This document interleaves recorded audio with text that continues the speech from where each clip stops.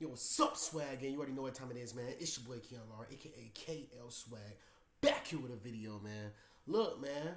Oh shit! I feel like I gotta go take a shit. I just ate some chicken and rice, and that bitch feel like it's about to come out. All right, yeah, I'm good. I'm good, y'all. But anyways, man, look, man, this is the Travis Kelce situation.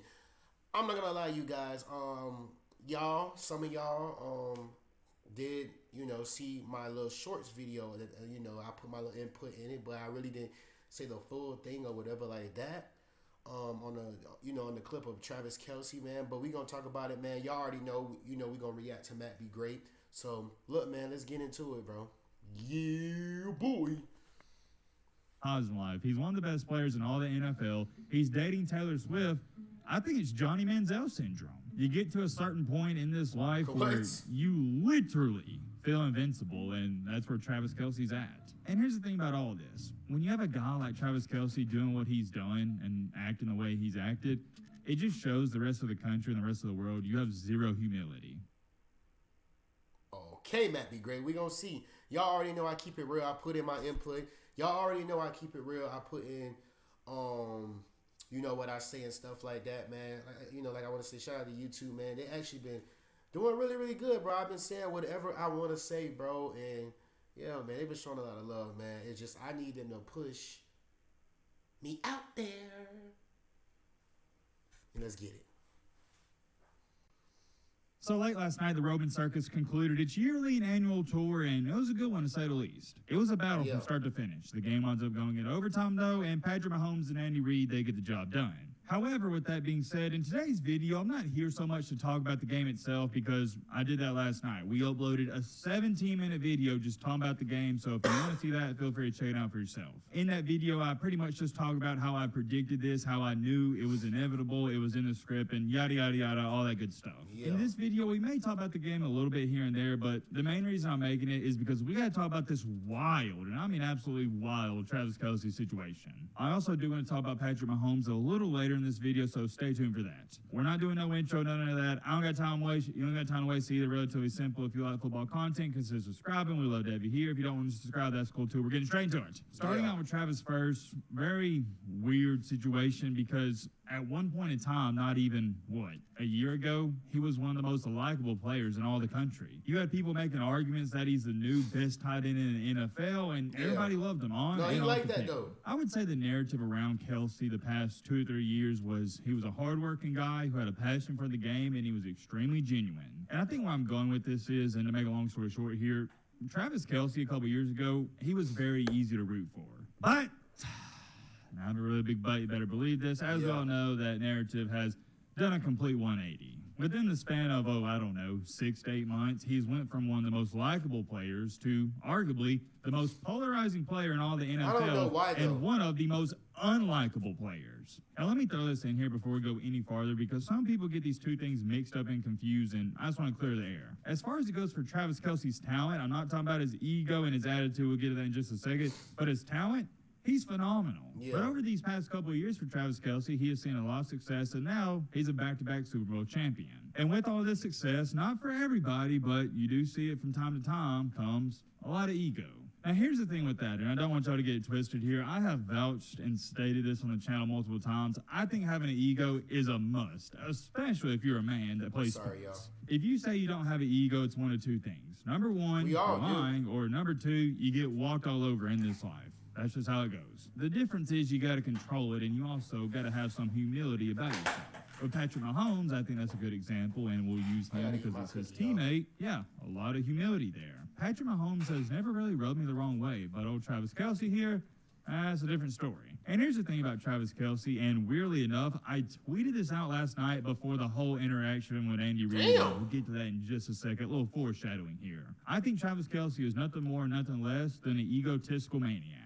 And I'll give you a quick example here of what I'm talking about, and I've played ball with multiple people like this. I'll just use basketball as an example because you guys know I love basketball, and it's my favorite sport. Or my favorite sport to play. Football is my favorite sport to watch, but you get what I'm trying to say. When I was in high school, which wasn't too long ago, I had a teammate whose attitude depended on how good... Y'all, I'm going to let him keep talking, buddy. I'm going to put in my 2 cents because I got a lot to say, my nigga. I got a lot to say. He played. there'd be times and instances where we would lose by 8 or 10 points, and everybody in the locker room's pissed off or mad we should have won the game, but he's in the locker room smiling, getting ready to leave because, hey, he had a good night on offense. He had his 20, 22, 24 points, which at the time I didn't think too much about it because I myself was a high scorer, and there'd be games we lose by 2, 3, 4 points, and I'd have 35. And although I'm pissed off we lost the game, I would be pleased with how I played. Yeah. So I kind of brushed how he acted aside. But then I had a teammate point out to me how we'd win games, we'd upset teams we had no business beating,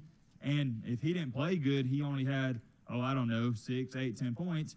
He wouldn't even be celebrating with us. He'd be pissed off. And those vibes I got from that teammate are the same vibes I get from Travis Kelce. It doesn't matter what's going on. If he ain't getting the ball, if he ain't getting catches, he's not racking up all these yards and touchdowns, he ain't happy whether they're winning or losing. He is so infatuated with his own success, he puts it before the team's success. No, it's Whereas not. for me, we'll go back to basketball terminology here, and most people are this way. I don't care if I'm 2 for 7 from the field and I got 8 points. But if I had 14 assists, 4 steals. All right. What Travis... oh, shit. Let me drink some damn water real quick.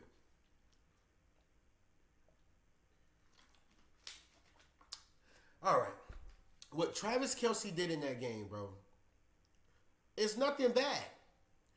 What he did is full frustration. He was frustrated. He's passionate about the game. He's a ball player. This shit happens. Y'all don't say nothing to Andy Reid. If Andy Reid got in Travis Kelce's face and all in his face doing all that, getting mad at him because Travis Kelce is having a bad game. Coaches do that. Players. He's a high caliber player. He's that nigga. He can say nigga because he is a... Yeah, all right. But anyways, man, all jokes aside, he is like that, bro. And I'm not saying, oh, he's like this so he can say whatever, he can do whatever. No, he's passionate about the game. The game is... This is one of the biggest games in the NFL, bro. One of the biggest games in the world. He's basically saying, keep me in the mother effing game. Keep me in the game. If I'm not in the game or whatever like that, that probably wouldn't have happened. He basically said Pacheco wouldn't have fumbled the ball or whatever like that. It could have been a throwing pass or whatever like that. If he wasn't in the game, he should have been in the game. He's saying he should have been in the game. He would have done something better. I understand shit like that, bro. I understand. He basically saying, okay, if I was in the game, I would have did something about it. Look, I was mad one time too, or whatever like that. See, I didn't do that type of shit or whatever like that. But yes, it was times I got mad at my coach. Put me in the game. Put me in the game. You obviously see that that's not working. You obviously see that, so and so not working. The defensive personnel is not working. We need to switch. We need to change it. Or whatever like that. Bro, I'm telling you guys, bro. This is normal, bro. This is football. Y'all know I played college ball. I played 4 years of high school football. Bro, I know my shit now. And then if I really wanted to, bro, I can really, really play at a high level, bro. Now, unfortunately, y'all know that my Division I eligibility or whatever like that, to those that know about college football and stuff like that, my Division I eligibility is over with. Can't play, Division I, stuff like that, bro, which is really stupid. I hate the NCAA for that. It's kind of dumb. But, yeah, and then I just decided just to really focus on YouTube and do YouTube and stuff like that. To be honest, I'm saying this, you guys, because to the new subs out there that's watching this video and that's going to subscribe to my black ass. But this is completely normal what that Travis Kelce is doing, bro. He's a big player. He's passionate about the game. He's frustrated. Pacheco just fumbled the ball. He it should have been a throwing play to him or something like that. It happens. So Matt, be great. You're a little wrong. And 10 rebounds and it helped my team win, I don't care about the points. I know a lot of you don't know me personally, but if there's one thing you need to know about Matt Be Great, it's this right here. I love competing, but even more than that, I love winning. Of course you want to play good, but I don't care if I play bad. If my team wins in whatever sport it is, I'm happy. Kelce, on the other hand, is not. He's only happy if he has a good game and they win. There's a difference. Let's move along to this, though, because everybody and their mom is talking about it, the interaction with Andy Reid. anytime and every time I talk about my situation, I always put myself in that person's shoes. And I thought about all the coaches I've played for, and a lot of them I respect mightily, and I thought about, would I ever do this to one of my head coaches? And obviously the answer is no. I don't really have a problem with Travis Kelce yelling at Andy Reid. Those two guys have been familiar with one another, and it's almost like a father-son relationship. But as far as it goes for running up on him and bumping him and grabbing his arm, that was a little too much for me. You got people saying it's not a good look, he should be thrown out, he should have been suspended, and it's just a disgrace, no class, and etc. You get the point. Me personally, and this is just me, here's my honest take on the situation. I'm trying to empathize with old Travis Kelce here because he is a competitor in the heat of the moment. And granted, let me throw this in here, I've been bashing him pretty much this entire video, so if anyone is not going to take a side in this, it'd be me. But what's hard for me to even defend him on this is the whole somewhat slightly nudging him and grabbing his arm and then the screaming. If you would have just went up to him and said, hey, keep me in the game or whatever he said. Before communism, China had a glorious past.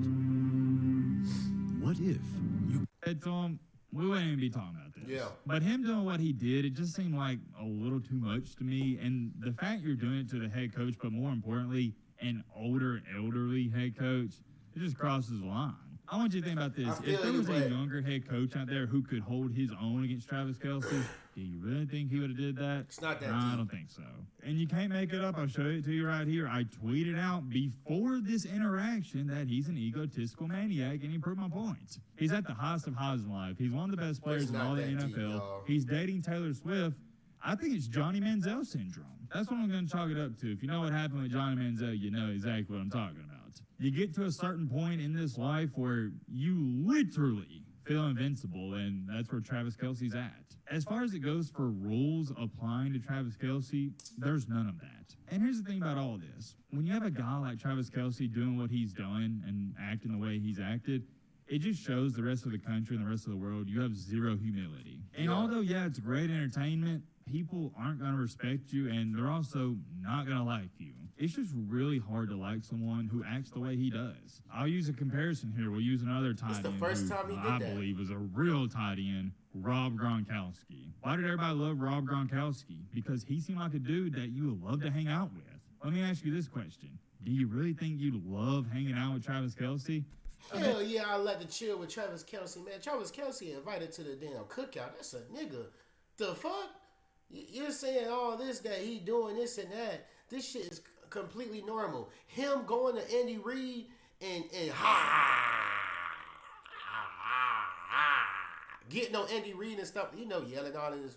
Bro, he's passionate about the game. He's frustrated. The nigga Pacheco ass just fumbled the damn ball. He basically saying, nigga, if you would have kept me in the game, we could have did a throwing play or something like that, bro. Players do this all the time. I'm talking about, now, don't get me wrong. The niggas that barely play can't do this shit. But I'm talking about niggas that's like that. They do that, bro. They do that. You know what I'm saying? Like, niggas do this shit, bro. Like, it is what it is, bro. Passionate about the game, bro. He's getting mad, bro. Like, damn. But 85% of you are saying no. If I saw Rob Gronkowski at my local grocery store, I feel like I could approach him because he doesn't view himself as a god. He doesn't view himself as this legend. He views himself as a normal dude who got really lucky to play football for a living. There's humility with Rob Gronkowski. With Kelce, none of that. And that's why you got all these people tweeting out that he is now one of the most unlikable players in all the NFL. As humans, we don't like to see other humans who think and act like they're better than us. We don't like to see others putting themselves on that pedestal. We may put them on the pedestal, and that's fine, but we don't want to see themselves do it. It's just kind of corny. For example, you don't want to hear LeBron James say, I'm the greatest of all time. No, you don't want to hear him say that, but it's okay for other people to say that. We got to give you that label. For Kelce, though, it just seems like he gives himself that label, and I'll use his girlfriend or whatever they are, Taylor Swift, for example. I don't even know anything about Taylor Swift whatsoever, but from what I've seen, how she acts, she has humility about her. She's not screaming and doing all these crazy antics at the game and trying to gain all the attention. She lets the rest of the world hype her up and give her the attention, and that's fine. She's not bringing it upon herself. And oh yeah, I know somebody's gonna bring it up. Matt, what about the Taylor Swift and Travis Kelce relationship situation? What about that? You haven't spoken about it. Listen up, buddy. I could care less about Taylor Swift and Travis Kelce's relationship. So you got the wrong channel for that. I care about talking about football, and that is strictly it. And I've already made this video too long, so I guess we won't talk about old Patrick Mahomes here. The only thing I really was going to say about him is, dude, that guy, where is he at on the totem pole as far as it goes for the greatest of all time? And maybe I'm having some recency bias here, but I think he's got to be right behind Tom Brady as to where it stands. He is on our level. I'm curious. Let me know your thoughts on this down below. But Robert.